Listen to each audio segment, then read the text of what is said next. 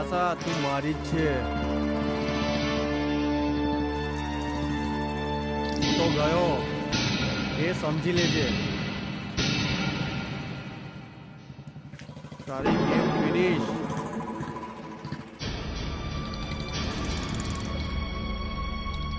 એ Natasha, આપણે લગ્ન પછી ક્યાં જઈશું ફરવા? નતાશા, હેલો, આપણે લગ્ન પછી ક્યાં જઈશું ફરવા? જોની, હા, મને ટેન્શન થાય છે. તે જોયું ને, શેન કેટલું ગુસ્સામાં ગયો છે અહીંથી.